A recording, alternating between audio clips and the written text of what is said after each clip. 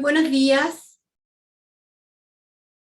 Les doy la cordial bienvenida a esta quinta versión de la Escuela de Educación de la Facultad de Educación de la Universidad de las Américas, ¿ya? En primer lugar, les voy a presentar y dejar con ustedes a la decana de la facultad, la señorita Ana Enrique, quien les va a dar la bienvenida, va a dar el contexto de esta nueva escuela de verano y les dirigirá algunas palabras. Decana.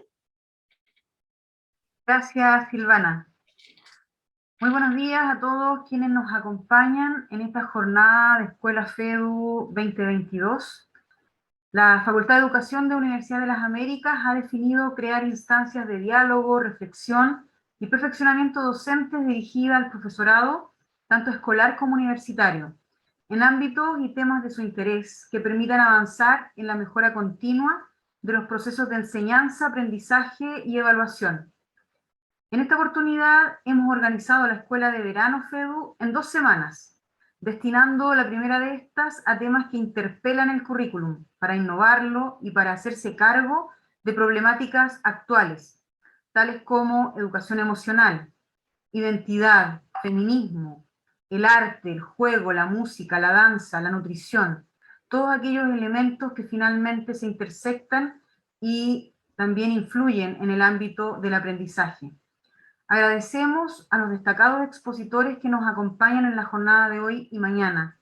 La semana próxima ofreceremos una serie de talleres con temáticas disciplinares y también un taller sobre evaluación docente, porque nos parece muy relevante orientar y acompañar al profesorado en los procesos evaluativos de su carrera docente.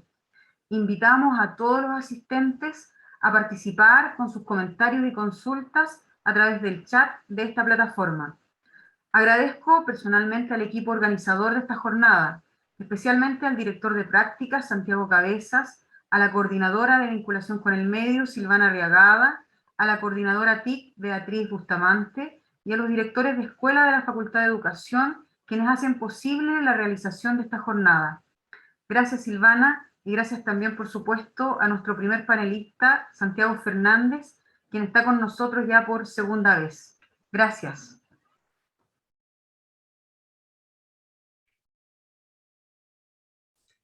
Muchísimas gracias, Ana. Un placer para mí.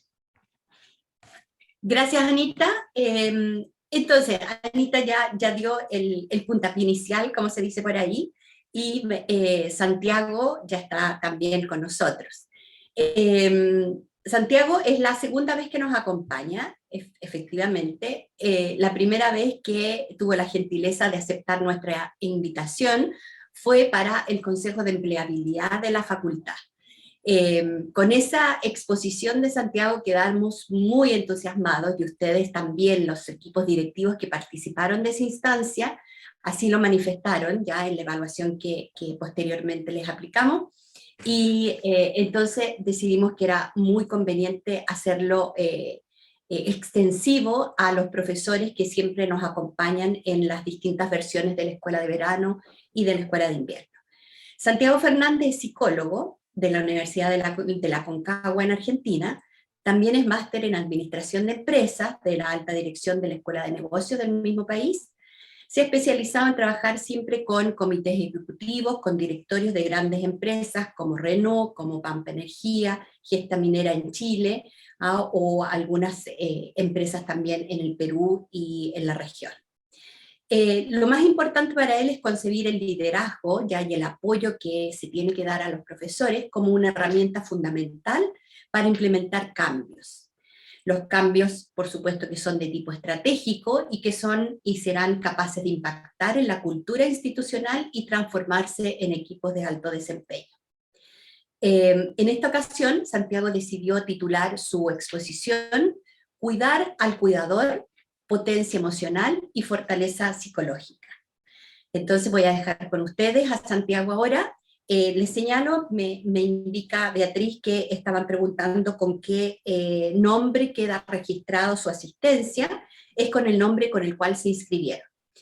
También tienen disponible el chat, ya para ir dejando sus preguntas, las que posteriormente nosotros rescatamos, y en la última media hora de esta cita vamos a conversar entonces con Santiago a través de las preguntas que ustedes le puedan hacer.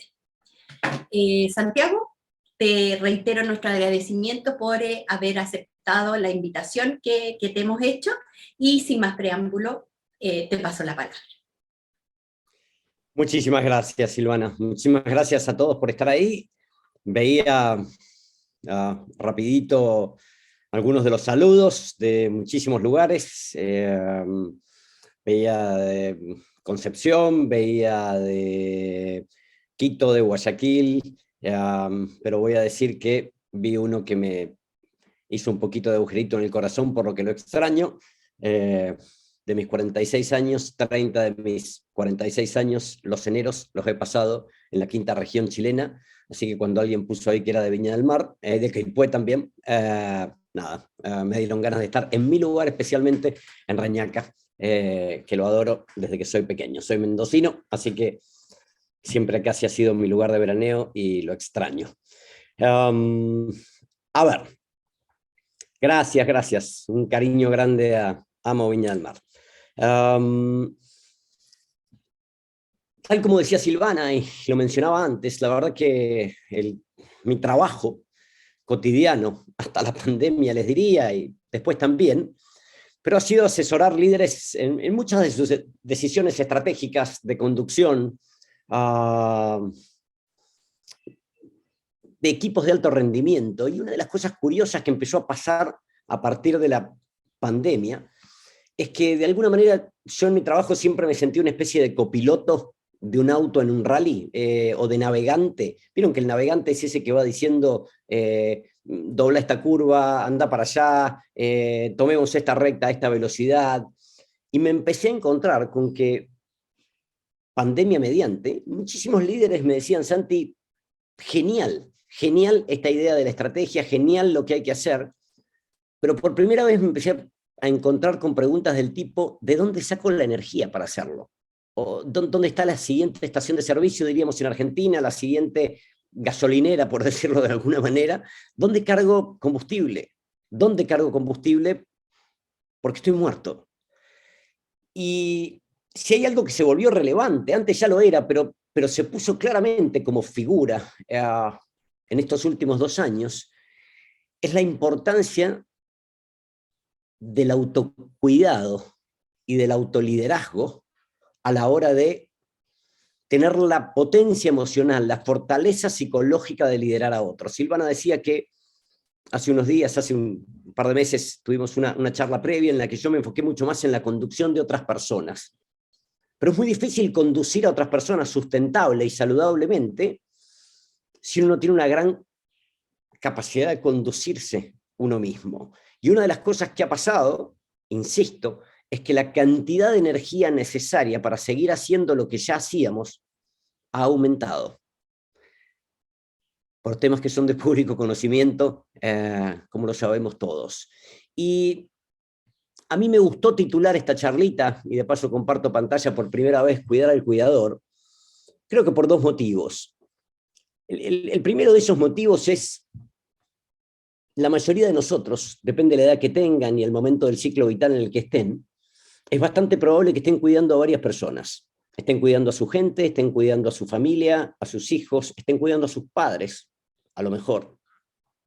Estén cuidando a sus suegros, Hay una parte de la edad adulta que tiene mucho que ver con el cuidado de los demás. Y paradójicamente, una de las cosas que a veces no nos sale tan bien cuidar es a nosotros mismos. Y la frase cuidar al cuidador no es mía, en realidad. Voy a ver si me animo a contar en un minuto por qué está ahí de título. Mi padre es psiquiatra, es de esos que escribe libros y se dedica a temas de salud mental.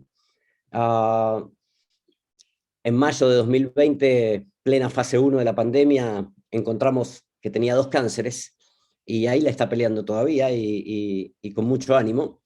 Y un poco para conectar con él en esa época, uno de los libros de mi papá se llama Para Siempre, y es un libro escrito para familias que lidian con un miembro de la familia con discapacidad, física o psíquica, para siempre, crónica.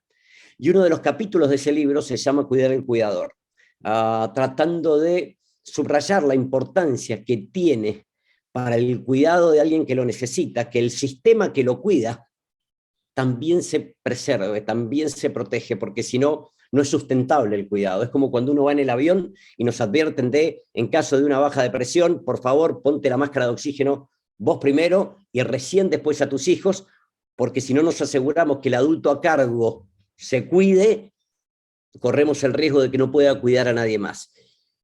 Y un poco para conectar con mi padre en ese momento y otro poco para reflejar la importancia del autocuidado, para poder hacer lo que hacemos, es que esa charla se titula Cuidar al Cuidador. Y no me lo van a poder responder ustedes, por supuesto, pero yo tengo ganas de hacerle la pregunta. Si alguien los interpelara y les preguntara de dónde sacan la energía para hacer lo que hacen. A veces uno normaliza todo lo que hace, la cantidad de actividades que hace, a nivel laboral y a nivel personal. Si yo les pregunto de dónde sale toda esa energía, no me lo van a poder responder, pero a lo mejor alguno tiene ganas de escribir en el chat, y como mínimo me encantaría que se lo piensen. ¿Cuáles son sus fuentes de combustible emocional? ¿Cuáles son sus fuentes de combustible psicológico? En la charla pasada hablamos mucho de estrategias, si me permiten la metáfora de nuevo, de manejo del carro, del auto que uno conduce.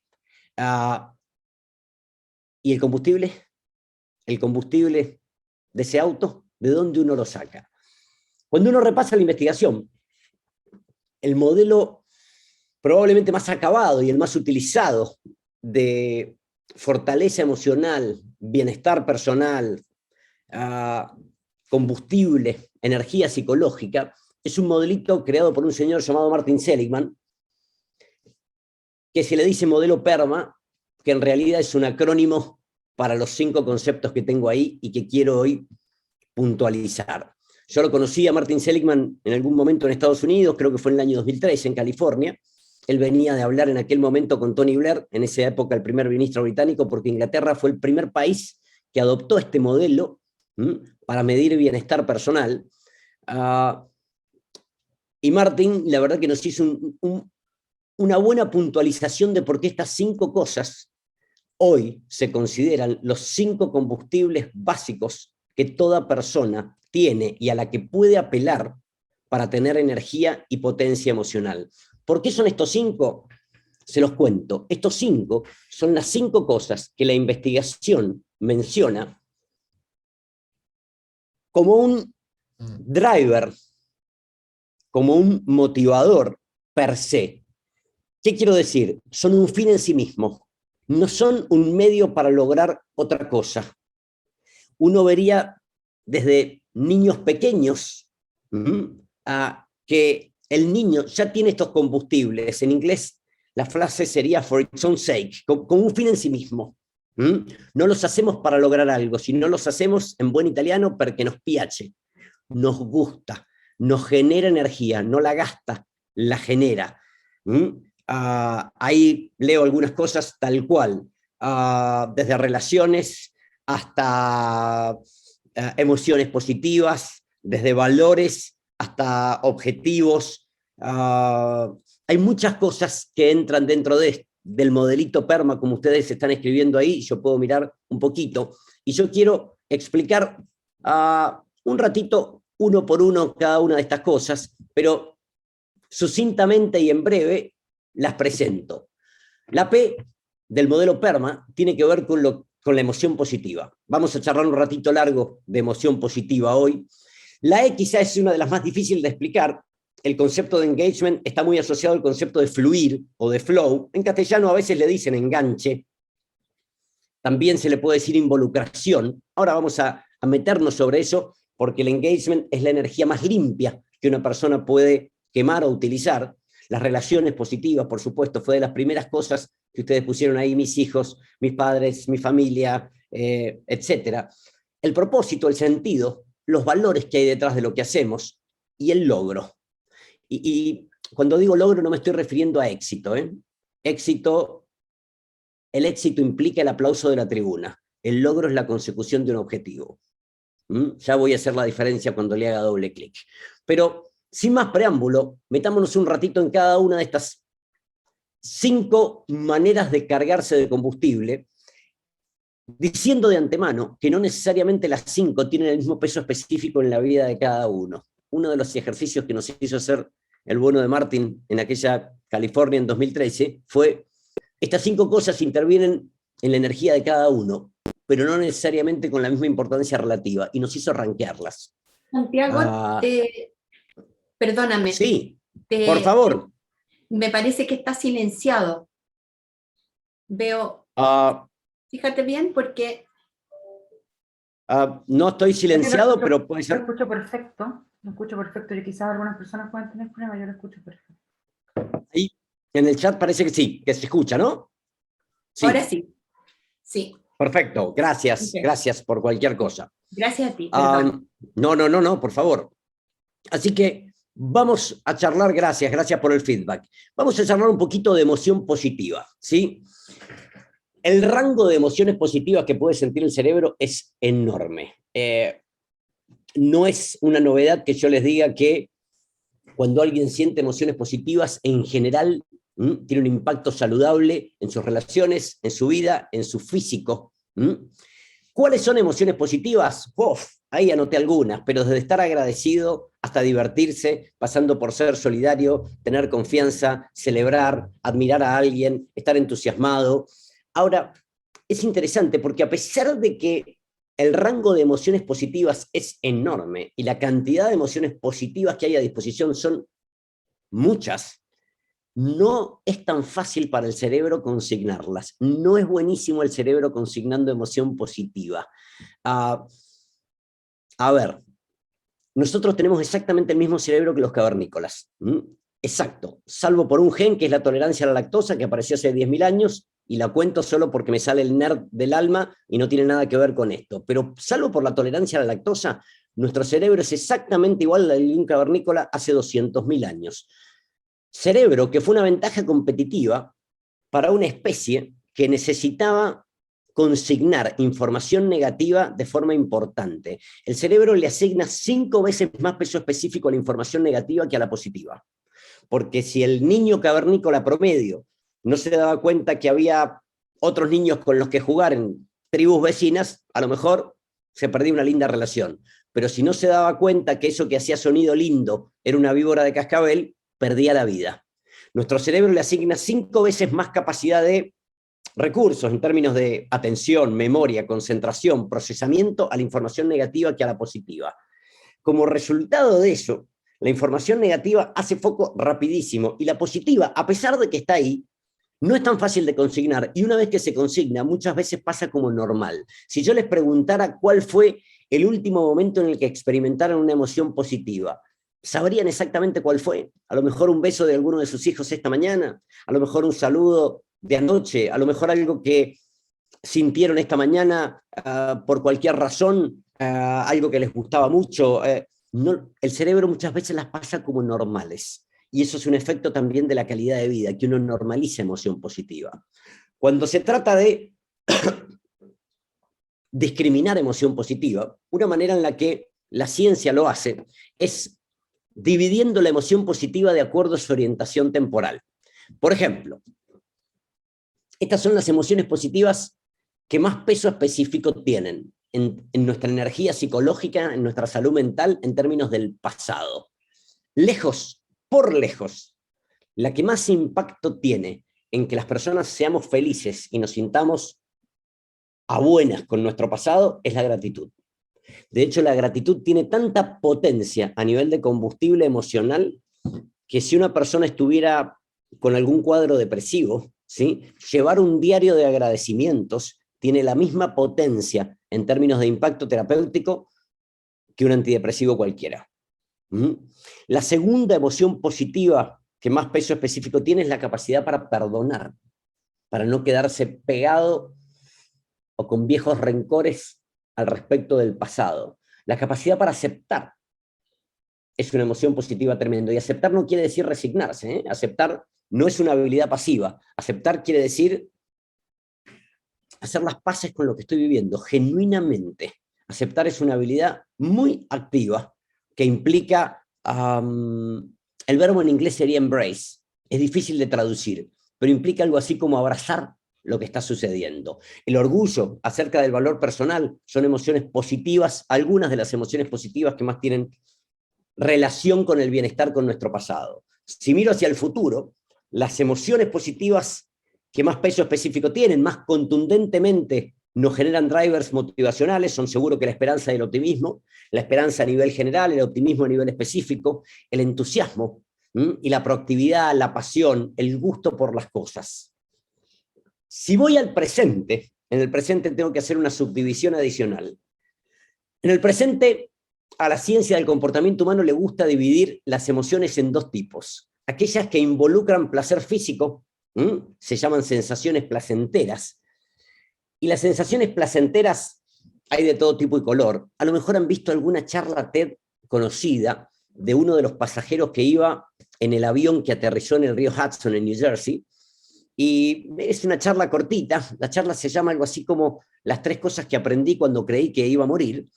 Una de las 3 cosas que aprendió es que se lamentaba de la cantidad de vinos exquisitos que todavía guardaba en la bodega esperando el momento perfecto. A eso se refiere la sensación placentera. ¿Qué les gusta hacer con placer físico presente? Yo soy mendocino, tomaría un buen vino siempre a la cabeza de mis placeres, pero pisar el jardín de casa descalzo, salir a caminar en primavera y oler las flores de los árboles, hacerse masajes, hacer un cariño, algunos placeres visuales, contemplar paisajes. Yo soy daltónico, así que esos no me salen tan bien. A mis hijos siempre les dio pena todo lo que me perdía, dicen, de los paisajes. Lo que fuere, pero la característica de la sensación placentera es que implica placer físico. Ahora, 3 veces más potente incluso que la sensación placentera se encuentra la sensación gratificante. La sensación gratificante es aquella en donde hay placer emocional presente. Yo ahí puse algunas cosas: la empatía, la alegría, la diversión, la generosidad. Miren, déjenme hacerle doble clic un segundo a la generosidad, a la solidaridad o a la empatía.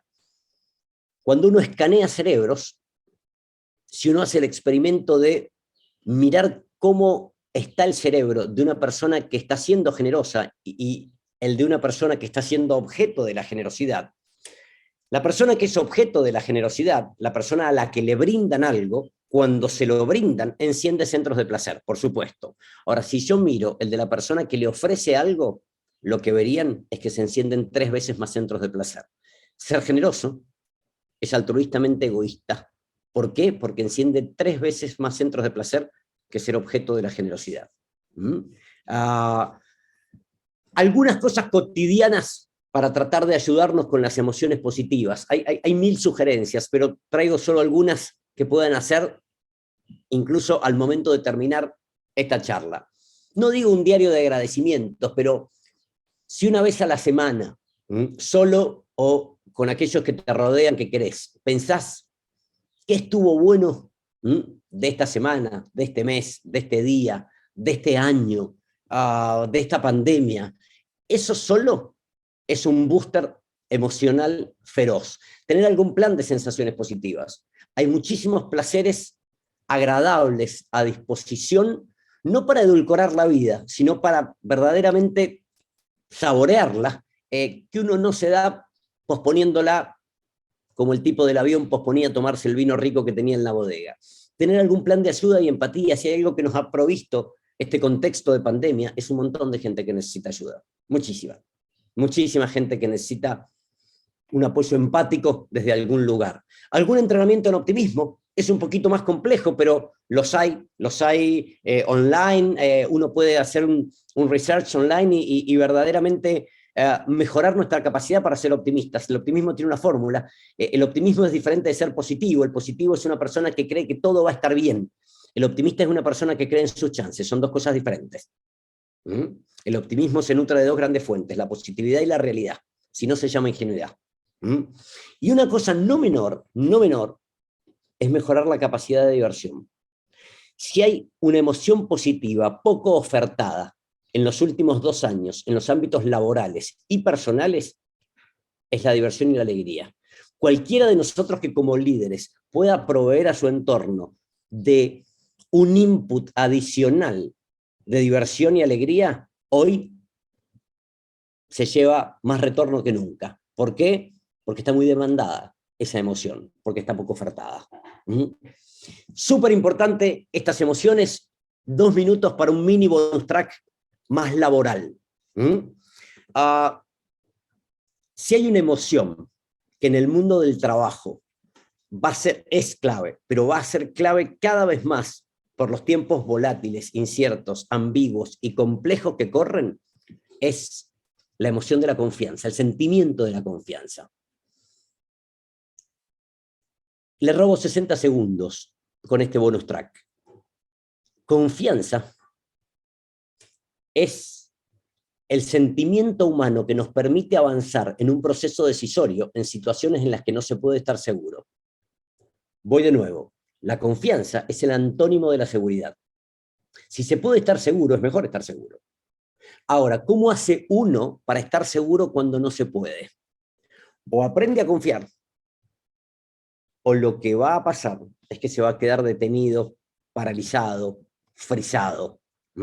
Y la confianza es un sentimiento difícil porque siempre, siempre, siempre implica poner en juego una emoción, la emoción más estudiada en los últimos 10 años del comportamiento humano, que es la emoción de la vulnerabilidad. Miren, la mayoría de nosotros tiene un concepto de vulnerabilidad que se parece mucho al de debilidad, o fragilidad, o indefensión, o desprotección. Por el contrario, hace ya 10 años que la ciencia del comportamiento humano define a la vulnerabilidad como la capacidad de una persona de asumir un riesgo emocional. La considera el mejor indicador del coraje de una persona y el antónimo de la debilidad. La debilidad es rígida, es frágil, es como el cristal. La vulnerabilidad es plástica, tiene movimiento, es como un edificio antisísmico. Es capaz de moverse al compás del movimiento de la Tierra. Cada vez que uno confía, uno sin querer se pone vulnerable. Y por eso es una emoción tan importante. ¿Por qué? Porque en tiempos como los que corren, cuando la situación es incierta e inestable, solo vamos a tener 2 derroteros emocionales que transitar, y solo 2. O aprendemos a confiar y a sentirnos más cómodos con nuestra propia vulnerabilidad, o lo que va a pasar es que nos vamos a estresar para el campeonato. Permítanme esta definición simple pero pertinente de estrés. ¿Qué es estrés? Es tratar de estar seguro cuando no se puede. Estrés es tratar de estar seguro en un contexto en donde lo máximo que podrías lograr es tener confianza. Y son muchas las situaciones hoy con tal grado de ambigüedad en la que o aprendemos a confiar o nos vamos a estresar. Y ahí tengo el primero de los elementos que quería traer, la emoción positiva. Es realmente importante poder involucrarse en emociones positivas saludables. ¿Cómo venimos hasta acá? ¿Por ahí algún chat? ¿Se escucha bien? ¿Está todo bien? Tengo que pasar al tema del engagement ahora. De paso tomo agua, mientras si tengo algún mensajito de que vengo bien, gracias.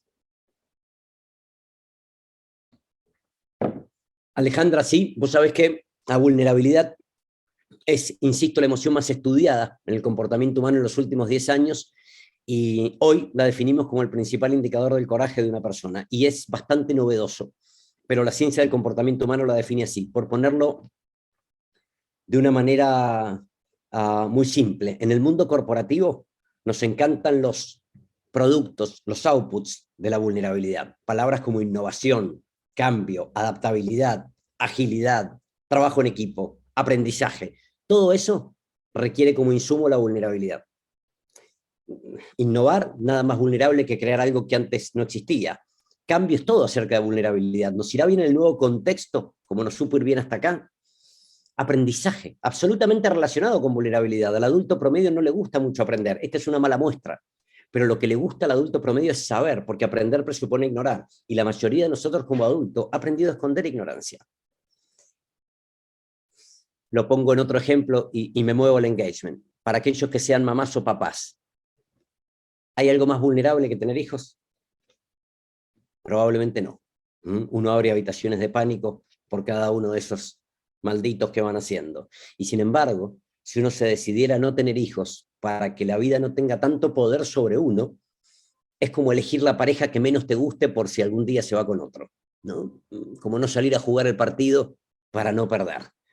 Hay mucho para investigar ahí, para hacerle doble clic. La autora número 1 de vulnerabilidad es una tejana que se llama Brené Brown, tiene un par de charlas TED y tiene una charla en Netflix exquisita para ver en familia. Así que bueno, me muevo al engagement, al enganche. ¿Qué es esto de engagement o fluir? El engagement es aquello que sucede cuando uno se ve tan absorto en una actividad, se involucra tanto en una actividad, que el tiempo se le vuela. No está haciendo esa actividad por un resultado específico, sino que la está haciendo porque el estado mental que le genera hace que uno fluya de forma que quema la energía más limpia que puede quemar. En mis siestas mendocinas, cuando era niño, en donde se dormía la siesta en aquella época en Mendoza, mi mamá me dejaba jugar y me decía, volvé a tal hora, 3 horas después, 4 horas después. Cuando mi mamá me llamaba, yo decía, ¿ya se pasó? Eso es un estupendo ejemplo de flow, de engagement. Es lo que sucede cuando uno se encuentra haciendo una actividad en donde se le vuela el tiempo. A diferencia de la emoción positiva, el engagement es bastante inconsciente. La emoción positiva es muy consciente, uno se da cuenta cuando la tiene. El engagement es silencioso. Es esa persona que se va a correr y se le pasó el tiempo, o estaba leyendo y se le pasó el tiempo, o se puso a arreglar algo en casa, o se puso a conversar con amigos o amigas y el tiempo se le voló, porque el engagement, el fluir, el enganche, requiere que uno se vuelva absolutamente absorto en lo que está haciendo. Y el engagement, el enganche, correlaciona con una y solo una gran cosa para poder hacer. Y es la siguiente: hay muchas más chances de que uno viva un proceso de flow, de fluir, de engagement, cuando la situación que estamos viviendo pide de nosotros mismos nuestras mejores fortalezas y talentos. Esa es la correlación, es prácticamente perfecta. Cuando una situación demanda de vos lo mejor de vos mismo, algo que te gusta mucho, algo que es talentoso para vos, es muy probable que ese proceso de engagement se dé.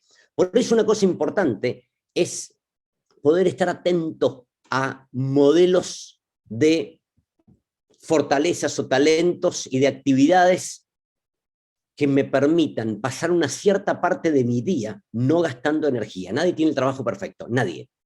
Nadie. Todos tenemos un trabajo en donde alguna cosa cuesta. Pero, por ejemplo, lo voy a poner en mí. Yo en este momento correría el riesgo de meterme en un proceso de engagement y pasarme de la hora. ¿Por qué? Porque me encanta lo que estoy haciendo. Ni hablar si tengo interacción con gente de muchos lugares, porque me encanta viajar. Porque corro el riesgo de que se me pase el tiempo. Cada vez que una situación pide de vos algo que te gusta, en lo que te percibís fuerte o talentoso, el proceso de engagement es esperable. Y insisto, es el combustible más saludable, más sano, más limpio que uno puede tener. Ahí, si me permiten, yo creo que algunas sugerencias para tratar de maximizar los procesos de engagement son estas. Primero, pensar y tener bien consignado en qué actividades que uno hace, uno se pierde. Uno las hace solo por el placer de hacerlas. Solo. Ir a buscar a la web, yo les paso algunos datos, a algunos cuestionarios o inventarios de fortalezas o de talentos que nos ayuden a discriminar en dónde uno tiene caja de sexta en el auto, en dónde uno tiene un plus. Porque cuando se junta una actividad que lo demanda con zonas de uno en donde uno percibe que tiene un plus, el proceso de engagement se da. Algunas sugerencias, a mí se me ocurren al menos 2 modelos que vayan a investigar. Uno de esos modelos se le llama el modelo de las 6 virtudes. Es un modelito de fortalezas personales en donde han hecho una investigación muy linda evaluando centenares de modelos filosóficos religiosos de todo el mundo. Hablo desde la filosofía samurái hasta el cristianismo, pasando por, no sé, la cultura maorí, o el código de Hammurabi, o el código de ética de los Sioux, y han descubierto que a lo largo de toda la humanidad siempre se han admirado 6 virtudes, que son estas 6 que tengo en pantalla, y las han desagregado en 24 fortalezas. Es muy lindo el cuestionario, tiene bastante data científica detrás. El otro cuestionario que les sugiero, mucho más laboral en este caso, es un cuestionario acerca de talentos de liderazgo. El test está desarrollado por Gallup, la consultora multinacional, se llama Strength Finder, y te testeen 34 talentos de liderazgo agrupados en 4 clústeres, que son estos que vemos ahí en pantalla. La verdad, vale la pena pensar en dónde uno hace una diferencia y proactivamente buscar ese tipo de actividades. Porque en cualquier caso, aumentar la cantidad de actividades en las que lo mejor de nosotros mismos sea requerido es un booster de energía emocional enorme. Así que bueno, emociones positivas en primer lugar, engagement en segundo lugar. Un bonus track, si quieren, del engagement es que además el uso de nuestros talentos y fortalezas es la actividad que más correlaciona a nivel laboral con lograr alto rendimiento. Y esto es súper importante. En el mundo laboral vivimos tratando de corregir debilidades, y en parte está bien, pero es solo el 50%. La mayoría de la gente no tiene rutinas de entrenamiento de sus talentos, como sí tiene rutinas de entrenamiento de sus debilidades. Y las dos cosas son importantes, pero lo que hacen las debilidades, el entrenamiento en debilidades te permite subir el piso de rendimiento, pero lo único que eleva el techo de rendimiento potencial es la inversión en una fortaleza. Y nosotros en general tenemos familias, escuelas, empresas, sociedades absolutamente sobreinvertidas en recursos para corregir déficits y absolutamente subinvertidas en recursos para sofisticar talento. Y hay que poder equilibrar la situación. Bien, me quedan 20 minutitos y tengo 3 elementos a los que ir. Mientras tomo agua, vengo bien, ahí veo el paso, aprovecho, mientras tomo agua para leer algo del chat. Perfecto, totalmente. En los colegios se nota muchísimo eso. En Argentina evaluamos del 1 al 10, en Chile evalúan del 1 al 7, en Uruguay del 1 al 12. No sé cómo es en Ecuador, no lo puedo recordar. Pero si mi hija Amparo, que va a la secundaria, viene con un 7 aprobado, sería en Argentina, en matemáticas, y un 10 en literatura, lo más probable es que si yo soy un padre interesado y preocupado, la mande a reforzar matemática. Y nos estamos equivocando. En Venezuela del 1 al 20, buenísimo, no lo sabía, gracias. Es súper importante el entrenamiento y las rutinas de entrenamiento de nuestros talentos y fortalezas, algo que la mayoría de nosotros da por sentado y nos perdemos muchísimo alto rendimiento. Voy al punto número 3, que son las relaciones positivas. A ver,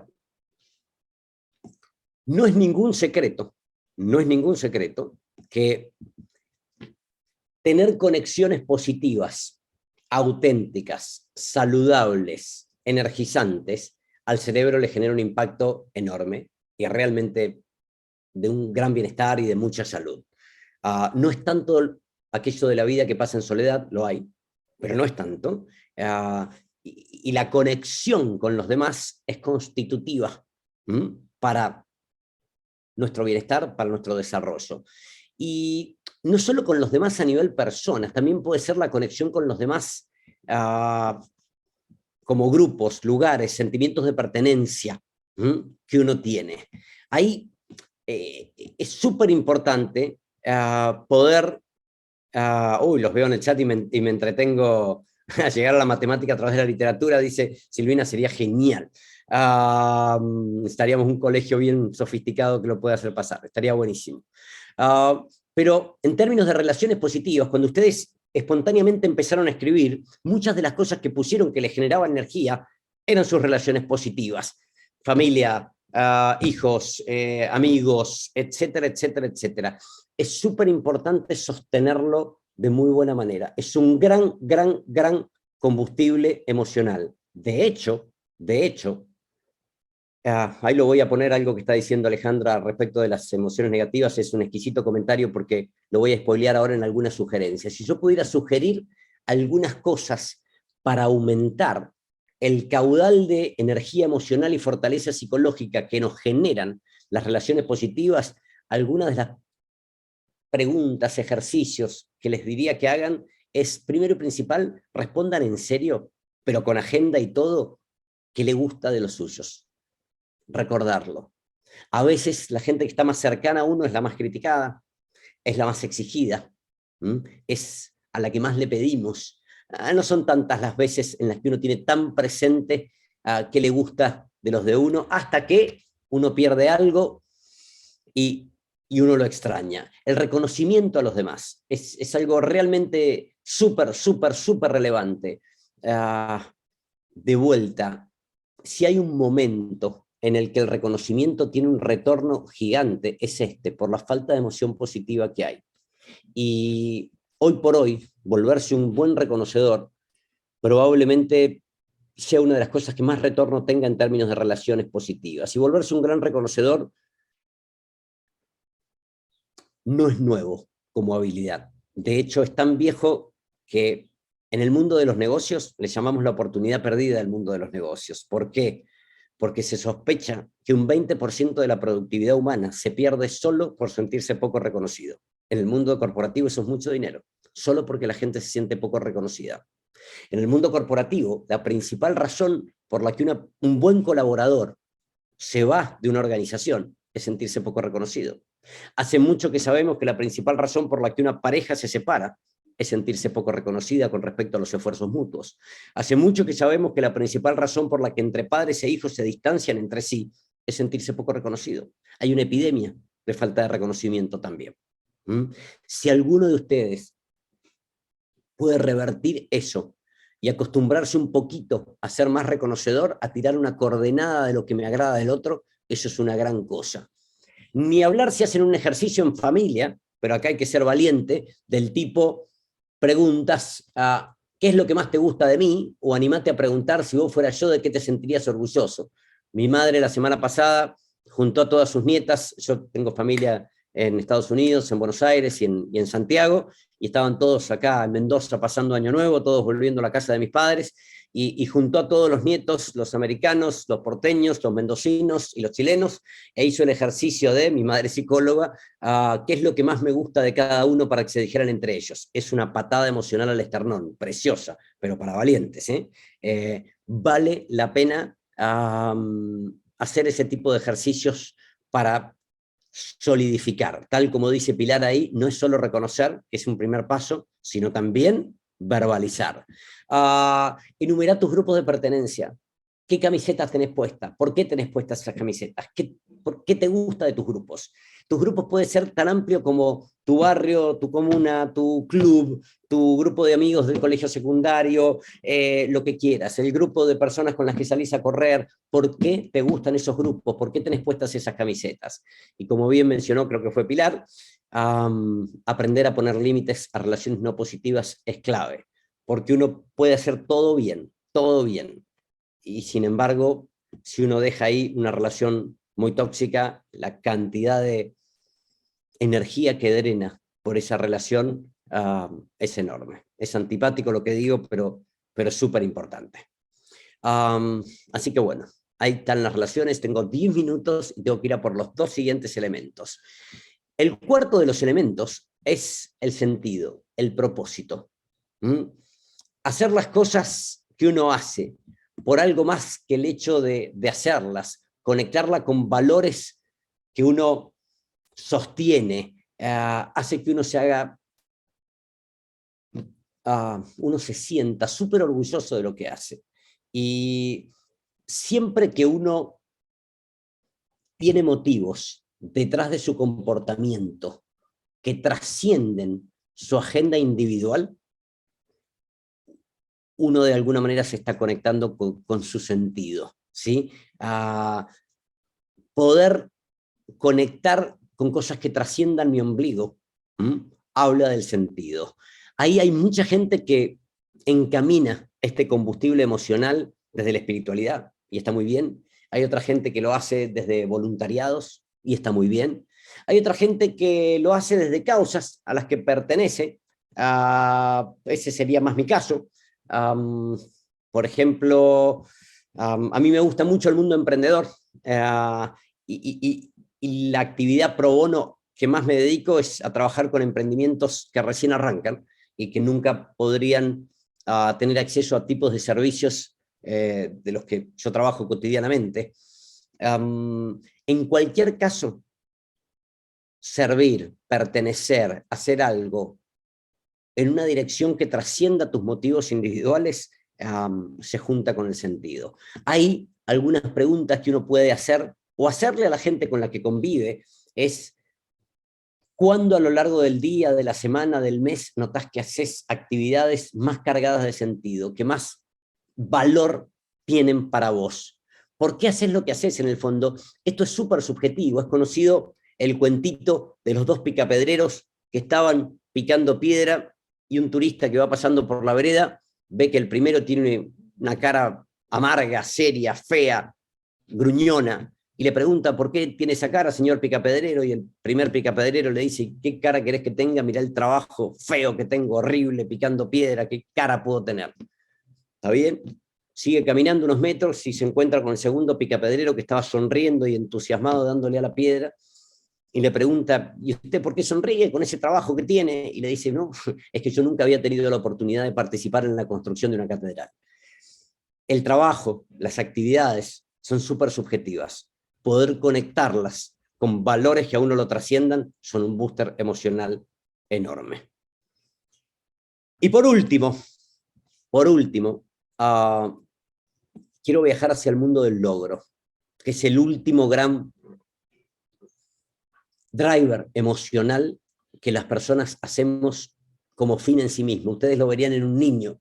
Un niño quiere terminar el rompecabezas a los 3 años, no porque crea que le van a dar el premio, sino por el logro consumado, por el objetivo cumplido. Y quiero separar la idea de logro de la idea de objetivo, de éxito, porque lo decía más temprano, logro no es éxito. El éxito implica el aplauso de la tribuna, implica salir primero en el ranking. Logro es la consecución de un objetivo. Voy a contar un logro personal en pandemia. En pandemia, yo soy un pésimo cocinero. En pandemia aprendí a hacer asados. Y me salen bastante bien, por lo menos la generosidad de mi familia me hace sentir que me salen al menos potables. Y por supuesto que nunca voy a competir con una parrilla en Palermo, en Buenos Aires, por supuesto. Pero a mi familia, bien por el crochet ahí, a mi familia le hace toda una diferencia. Eso es un re buen logro para mí. Uno puede plantearse logros hasta el último día de su vida, cualquiera, el que quiera. Por supuesto que si uno quiere aprender a tocar la guitarra a los 60, no va a ser Paco de Lucía, pero se puede entretener tocándole el feliz cumpleaños a los nietos. La verdad no lo sé, pero sí sé que tener objetivos a conseguir genera un placer motivacional intrínseco, grande, pequeño, independientemente del tamaño del objetivo. Cuando uno lo consigue, genera una sensación de autoconfianza, autoeficacia, autoestima, orgullo personal. Esto es súper importante, porque la mayoría de nosotros muchas veces no es capaz de consignar todo lo que ha tenido que lograr, todo lo que ha tenido que conseguir, todos los objetivos que ha tenido que cumplir en muchos niveles para estar acá en esta sala virtual escuchándonos. La mayoría de la gente no lo dimensiona, no dimensiona todo el aprendizaje, no dimensiona las habilidades contestadas, no dimensiona el pequeño porcentaje de gente que logra hacer lo que uno está haciendo. Y es súper importante poder dimensionarlo. Algunas sugerencias ahí. Primero, es re lindo en un ámbito de intimidad contar aquellos logros u objetivos por los cuales uno se siente súper orgulloso. Es re lindo de compartir, por habilidades que a uno lo hayan hecho sentir súper competente. Y sobre todo, estar pensando qué está tratando uno de dominar, de conquistar en un futuro cercano. Dicen que en el fondo, el mejor estado de bienestar que cualquiera de nosotros puede tener, se parece a algo así como estar siempre muy orgulloso de quién uno es, pero siempre un poquito inconforme de lo que uno hace. A ver, el orgullo en el ámbito del ser genera alta autoestima, genera sensación de estar viviendo una buena vida. El inconformismo en el ámbito del hacer genera tensión competitiva, genera ganas de ir a por más. Al revés sería terrible. Si uno estuviera inconforme con quien uno es, tendría que ir al psicólogo todos los días, y si uno estuviera sobrado con lo que uno hace, sería soberbio, displicente, y sobre todo se atascaría en cualquier progreso. Pero eso es realmente importante poder combinar. Y el logro es la quinta variable súper importante para poder ir hacia eso. Algo importante como bonus track del logro, y lo digo en estos últimos 2-3 minutos que me quedan, es aprender a soltar cosas para ir a por otras. No es algo que al cerebro le resulte sencillo aprender a soltar cosas, pero cuando uno va a por más, qué sé yo, uno quiere tener hijos y hay cosas que va a tener que aprender a soltar. Uno quiere tener una familia y uno quiere continuar estudiando, uno quiere mejorar tal cosa. No hay manera de ir a por un logro sin soltar cosas. Y al cerebro soltar le cuesta una barbaridad. Miren, la frase elegir es renunciar la conocemos desde hace tiempo. Lo que no conocemos desde hace tiempo es que hoy sabemos, gracias a los escáneres cerebrales, que cuando una persona toma una decisión, enciende centros de dolor. Literalmente, elegir duele. Literalmente. Y a más dificultad tengamos para elegir, más crónico es ese dolor. La procrastinación, la duda, la inseguridad, las expectativas perfeccionistas, la insatisfacción, la frustración, son cosas que aparecen cada vez más. ¿Por qué? Por la falsa asunción de que lo mejor para elegir es tener múltiples opciones. Lo voy a dar con un ejemplo y cierro. Mi hijo menor tiene 10 años, Joaquín, ya no le gustan tanto, pero hasta hace algunos años le gustaban los muñequitos de Marvel, de los Avengers y todo eso. Y si en aquella época yo, haciendo un viaje de trabajo, volvía y le traía un muñequito del Hombre Araña, Joaquín iba a estar contento. Si 3 meses después lo llevaba a él de viaje y entraba a una tienda en donde había muchísimos muñecos de los Avengers, no sé, un escaparate, una vidriera llena de muñecos, y lo pongo a Joaquín delante de 700 muñecos y le digo, Joaquín, solo te he traído uno de viaje, esta vez te voy a dejar que elijas 3. Yo pensando que si con uno estuvo recontento, con 3 soy Gardel, la satisfacción derivada de que yo le dé 1 contra nada es infinitamente superior a la satisfacción derivada de elegir 3 contra 700, porque el cerebro percibe todo el tiempo costos de oportunidad, el cerebro percibe por contraste, percibe por comparación. Entonces Joaquín no está eligiendo 3, está renunciando a 697. Y una de las cosas más importantes a la hora de ir a buscar este punto que es el logro, es saber qué voy a tener que soltar, porque no hay manera de ir a buscar cosas nuevas, no hay manera de adentrarse en logros nuevos sin que alguna cosa, aunque más no sea la más mínima comodidad, uno tenga que soltar. Bueno, yo tengo y 59, y soy bastante puntual. Por supuesto que nos quedamos para conversar todo lo que sea necesario, pero si tuviera posibilidad de usar el último minuto, creo que es interesante en las actividades que uno realiza cotidianamente, poder, no con un slide como acá, pero sí poder pensar cuál es mi PERMA. Yo arranqué con una gran emoción positiva, lo digo en serio y lo mencioné, con mis recuerdos y mis ganas de volver y mi esperanza por volver por Reñaca y Viña del Mar. En términos de engagement, ya les dije que corro el riesgo de que se me pase el tiempo porque la conversación, ni hablar si hay preguntas, me genera fluir y engagement. En términos de relaciones positivas, para mí es un placer y un lujo que me hayan invitado por segunda vez y construir, esta relación con la universidad. En términos de sentido, hay varios, pero además, allá de lo que a mí me gusta esto, desde el vamos arranqué conectando con mi padre, con esto de cuidar al cuidador. Y en términos de logro, creo que para mí sería un lograzo haber sumado un poroto a que a la hora de volver sustentable el liderazgo de cada uno de nosotros, la manera de volverlo sustentable es que uno sea sustentable en su energía, en sus esfuerzos, en su bienestar y en su potencia emocional. Así que no jorobo más, son en punto para mí, y por supuesto, súper encantado de preguntas, comentarios, cualquier tipo de conversación. Gracias, Santiago.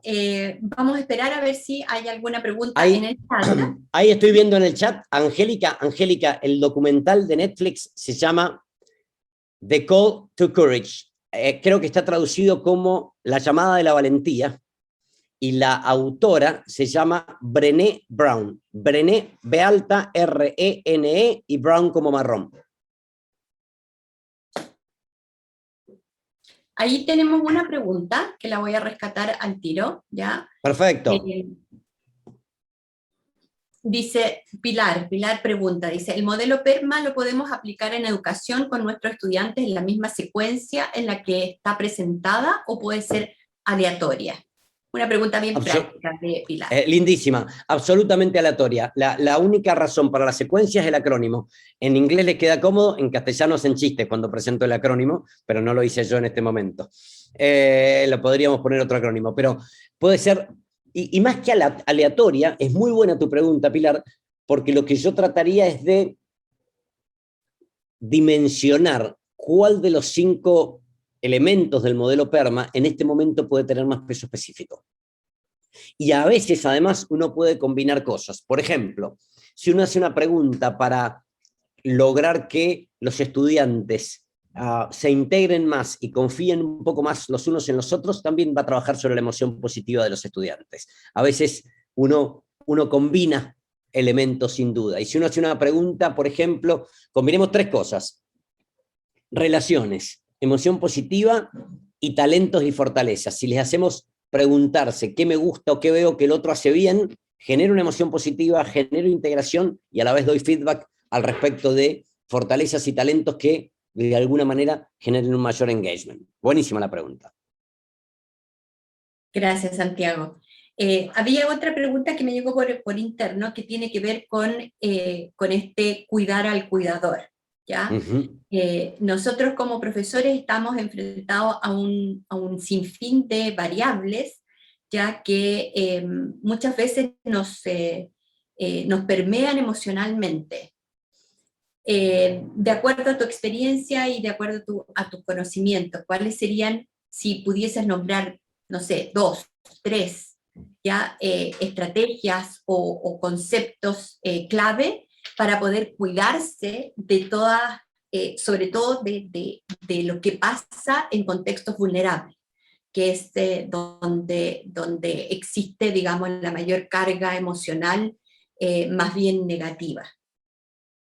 Buenísima la pregunta, y casi que podríamos abrir otra charla, Silvana, porque no, es que es tan buena, nos iríamos a cómo gestionar emoción negativa.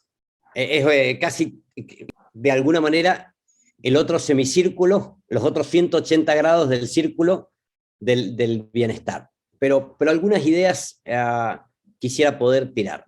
Lo primero con la emoción negativa es no negarla, reconocerla.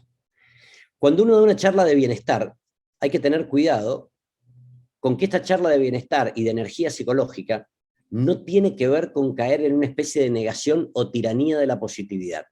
Hoy hay una especie de tiranía de la positividad o de negación. A ver, yo me canso de coachear gente que me dice, ¿sabes qué quisiera, Santi? Yo quisiera no tener lío, no tener quilombo, no tener problemas, que las cosas fluyan, que la gente esté contenta, que se cumplan los objetivos como tienen que ser, que la gente no se pelee, que vayamos derechito y no demos 1000 vueltas. Yo le digo, wow, qué bueno todos esos objetivos, pero perdón, son como objetivos de gente muerta. Perdón. La única gente que no tiene conflictos, emoción negativa, está en paz, armoniosa y todo, es gente que no vive. Entonces lo primero que hay que hacer es consignarlas como tal. Las emociones negativas no están mal, no están mal. Ayer despedí a mi hijo menor, Joaquín, a sus primos de Estados Unidos, entonces me preguntaba si estaba mal llorar.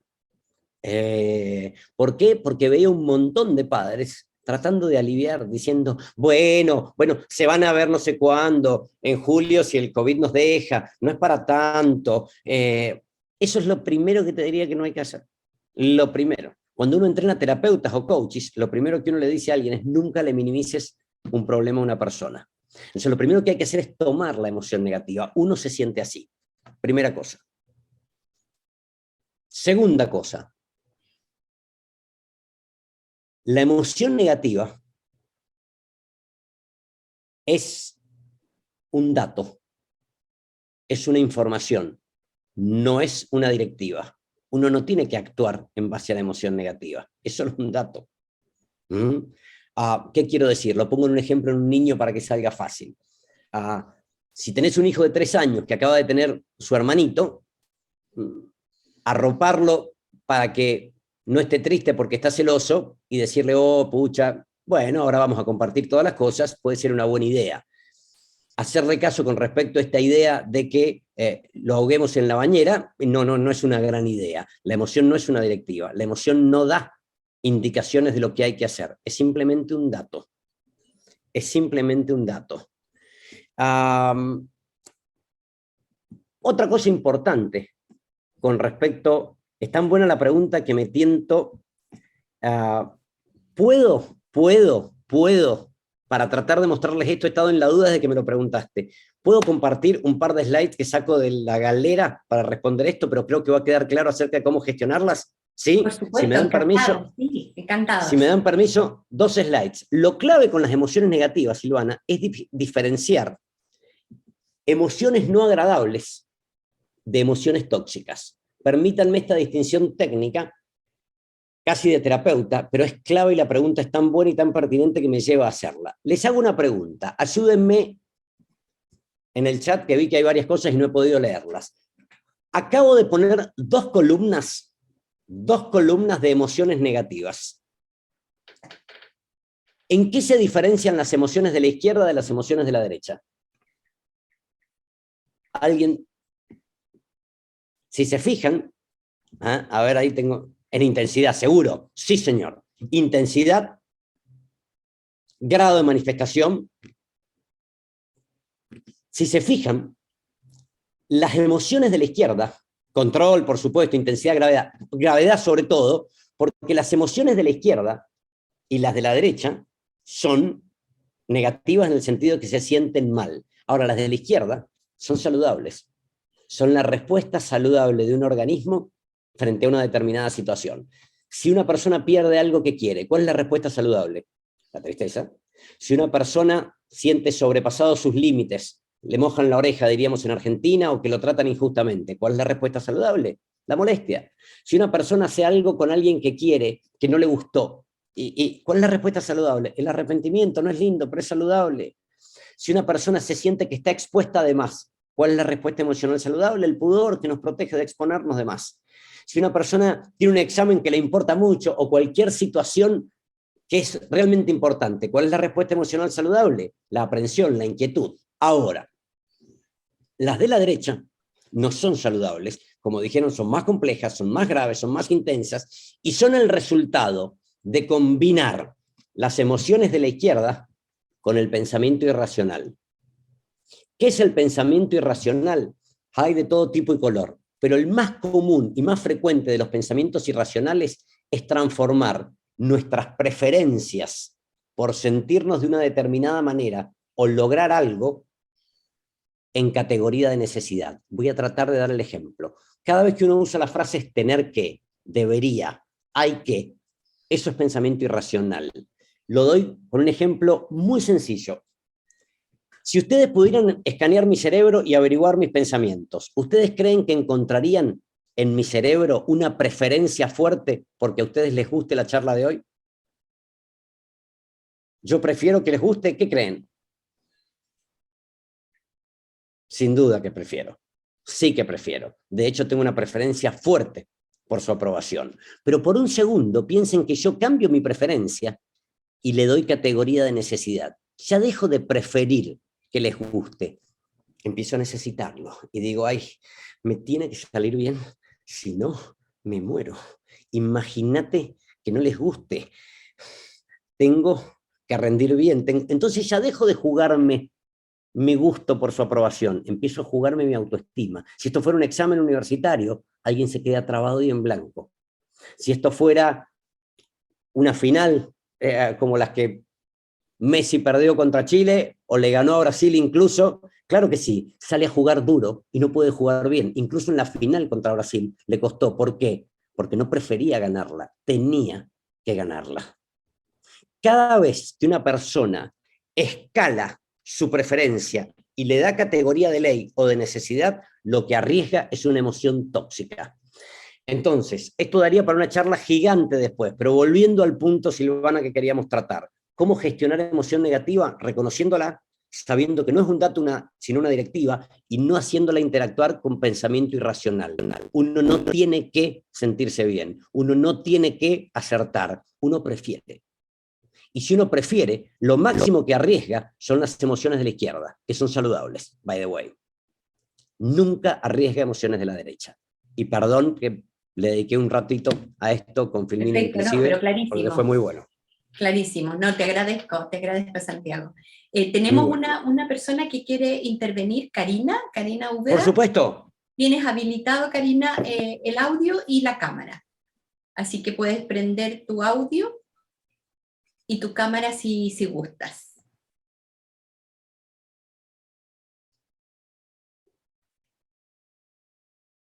Karina.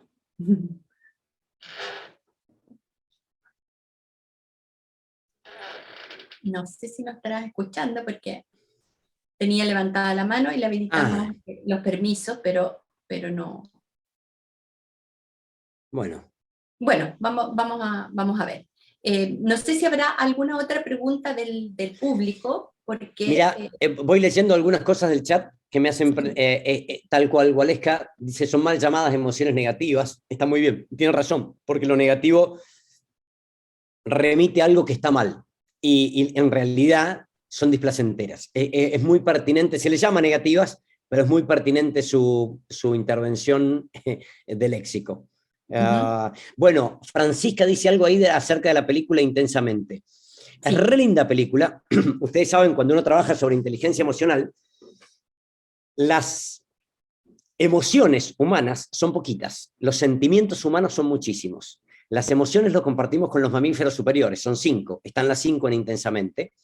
Los sentimientos no, son propiamente humanos, pero una de las cosas que dice Francisca acá, que es precioso para ver esta tesis y para verlo con hijos, seguro muchos lo han hecho, es que cómo, no quiero spoilear la película, Francisca lo hace apenitas, yo lo voy a aumentar un poquito. Básicamente el mensaje de la película es por qué la tristeza tiene un rol clave en la felicidad humana. No hay manera de ser feliz sin incorporar los datos de la emoción negativa. Emoción displacentera, por ponerlo ahora como lo dijimos. Buenísima la referencia a la película, vale la pena ir a verla realmente, ir a verla con hijos, es un placer para conversar acerca de eso. Más en estos tiempos de pandemia, ir a verla, digo, hoy debe estar en Netflix o Disney Plus, debe estar. Sí, así es, o en YouTube también. O en YouTube. Mira, Valesca nos hace una reflexión ahí en el chat, una pregunta específica también. ¿Nos podrías mencionar algunos estudios sobre la activación de los puntos dolorosos a nivel neurológico y la toma de decisiones? ¿Ya? A lo mejor eso puede quedar para después, pero no quiero dejarlo pasar porque significa información. Entonces, a lo mejor después nos puedes compartir tú algunos papers o algún libro que esté escrito a propósito de eso, ¿ya? Sí, sin duda, sí, sin duda. Ok. Karina parece que había sido una equivocación, ya que tenía la mano levantada, pero tengo una última pregunta, Santiago, que tiene que ver también con un poco la motivación, ya no solo en el sistema escolar, sino que también en el sistema universitario. Los profesores estamos enfrentados a una falta de motivación por el estudio bien considerable, diría yo, ¿ya? Nos cuesta mucho que la motivación por el aprender se produzca espontáneamente o que surja de que el estudiante quiera seguir indagando, preguntando e informándose. Entonces, luchamos mucho con el tema de la motivación, que solo lo recompensa, en cierta forma, una buena nota. Entonces tenemos la sensación ya de que los estudiantes están motivados solo por el hecho de tener una buena calificación y no por el incentivo No a lo como mejor proceso. más, claro, más importante para nosotros los profes, que es el proceso y el de que vayan construyendo su propio aprendizaje. No sé si tendrás algunos así como tips también, ¿ya? Para ayudarnos un poco a este tema de la motivación que nos cuesta y que en general está permeado por el tema de las emociones también. La nota es la recompensa, por lo tanto genera una emoción positiva, pero el estar o el decirle a los alumnos tienen que hacerlo porque sí, no por el aprendizaje en sí y no por la nota, generan reacciones negativas y emociones también que muchas veces pasan a lo que tú mencionabas recién, a la columna derecha, que puede transformarse en ira o en culpa, etc. Yo creo que muchas de las cosas que conversábamos en la charla pasada sería por donde yo iría. Cosas que correlacionan con tratar de motivar a los demás. Poner las cosas claras. La claridad, claridad, claridad. Darle y ofrecerle recursos a la gente para que pueda lograr lo que tiene que lograr. Tratar de alguna manera de que en alguna parte del derrotero académico alguien se pueda juntar, como en los trabajos, alguien se pueda juntar con alguna cosa que le salga mejor que otra, en alguna que pueda ser bueno. A lo mejor yo estudié psicología, yo tenía compañeros que no eran buenos con los datos para acordarse de cosas, pero eran buenísimos interpersonalmente, pero eran tratar de ver de qué manera el cursado y por qué no hasta los exámenes pueden hacerse en múltiples canales de presentación. Al que le guste presentar, al que se puede acordar, al que puede investigar, el que es bueno interpersonalmente. A más sabores haya para que alguien pueda desplegar un talento, más probabilidad tenemos de encontrarnos alguno para la persona. El interesarnos en la gente como persona también. A veces, históricamente, hoy no podría ser, pero la distancia, por lo menos, no sé, yo capaz que estoy viejo, pero la distancia académica ha sido grande durante muchos años, y hoy, y por no distancia no estoy hablando de ser más permisivo, estoy hablando de saberme el nombre de alguien. No estoy hablando de darle ni un permiso más, no estoy hablando de ser laxo, para nada. El reconocimiento de lo que hace bien, más allá de la nota es un premio. Hay una diferencia entre reconocimiento y premio. El reconocimiento es interpersonal. El premio es la nota o los 3 puntos en el partido de fútbol. El reconocimiento es más el aplauso de la tribuna. El destinar tiempo personal para mostrar interés en la hora de consulta y en esto. No sé, mi hija tiene 23 años, le faltan 2 materias para recibirse de abogada, y yo diría que uno de los motivadores importantes de haber sido poder compartir con un profesor que le parecía interesante, y otros, la verdad que no. Que las opiniones de la gente cuenten, y porque cuenten no quiere decir que les tengamos que hacer caso, sino que uno le parezca interesante. Mostrar también ciertos valores que hay detrás de lo que uno hace. Poder ofrecer oportunidades de cosas, y estoy demorándome con la última que se me ocurre porque es la más antipática. Y por último, no estirar algo que se va a cortar. ¿Qué quiero decir con esto? A veces uno hace todo, pero hace de más. Y yo creo que si uno siente que hace muchísimo por motivar a alguien, muchísimo, el feedback, la retroalimentación, dice Silvi, tal cual, todo eso. Pero hay un punto en que si alguien de alguna manera no performa, no se desempeña de ninguna manera, y uno tiene la sensación de que hace todo esto, dejarlo en el sistema es desmotivador para todo el resto. ¿Por qué? Porque no hay manera de obtener alto rendimiento si la gente que me rodea no da la talla y no pasa nada. parte del alto rendimiento es empujarnos entre todos. Y a veces a mí me toca ver en el mundo laboral y con algunas instituciones académicas que me toca trabajar, que alguien estira la cuerda de un alumno o de un profesor, de un colaborador o de un líder, de más. Y sin querer lo que sucede es que eso es desmotivante para todo el resto. ¿Por qué? Bueno, porque sabe que si no es esta va a ser otra, porque sabe que le van a tener paciencia, porque sabe que todo se arregla. Y a veces a mí me gusta mucho, mucho, mucho los límites cariñosos. Entonces yo iría en esta dirección. Mucho cariño entubado en oportunidades, reconocimiento, interés, feedback, deseo de desarrollo, exploración de talentos que pueda tener para hacerse cargo de este tipo de cosas, compartir algún tiempo juntos, etcétera, etcétera. Y mucha firmeza con respecto a, son todos estos recursos para que vos des la talla, pero si no la das, nadie se va a engañar. Perdón que lo diga antipáticamente. Perfecto, no, está muy claro, se entiende muy bien, ¿no? Porque si no, uno genera un doble efecto negativo y a veces le llaman el principio de la manzana podrida, y es que por sostener a alguien, uno tiene un efecto interpersonal en todo el resto que, bueno, nada, que es desmotivante. Lo entiendo. Estamos llegando casi al término, entonces quería preguntarle a mis compañeros de la facultad, mis compañeros directores, a la decana, si quiere hacer alguna intervención, alguna acotación o alguna pregunta. Los invito a abrir la cámara y el audio para que podamos también finalizar y despedir a Santiago.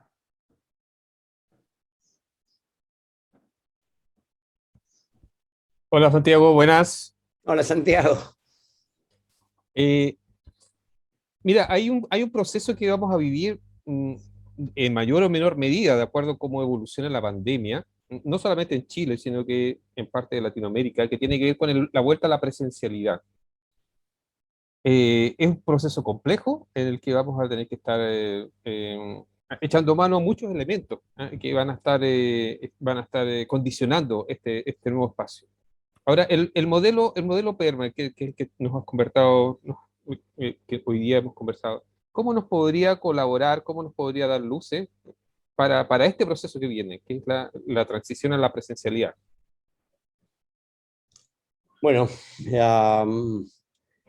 a ver, en términos de emociones positivas, creo que hay una parte, por lo menos de los estudiantes, que van a tener emoción positiva, sobre todo cuando eso suceda. En la previa a lo mejor lo saca un poco de zona de confort nuevamente. También muchos de ellos van a tener emociones negativas, entonces emociones negativas que tienen que ver con la aprensión o con el temor. En términos de engagement, hay muchas más posibilidades de que alguien se enganche presencialmente que virtualmente. Básicamente nuestro cerebro está mucho más preparado para engancharse en cualquier tipo de actividad que sea presencial que sea virtual. De hecho, tenemos severos problemas atencionales con respecto a lo virtual como especie en general. En términos de relaciones positivas, también te va a ayudar muchísimo. Creo que en términos de sentido, depende un poco la narrativa de cada país y las creencias de cada persona, puede ir para cualquiera de los dos lados, ¿no? Hay gente que puede sentirse valiente y con valores detrás por estar volviendo a la normalidad y orgulloso de estar transitando ese proceso, y hay gente que podría sentir que eso atenta contra valores de cuidado de su familia, de sus abuelos o de lo que fuere. Creo que ese es el punto más sensible. Y después, creo que en términos de logro, en cualquier caso, ponerse objetivos de regreso puede tener cierta sensación de logro. La vuelta a la presencialidad en Argentina la vivimos acá en el segundo semestre en la universidad, en bastantes universidades, y creo que en general salió bien, pero está muy pegada a una narrativa de país, y de gobierno, de país y de grupo en el que estés, de qué piensan.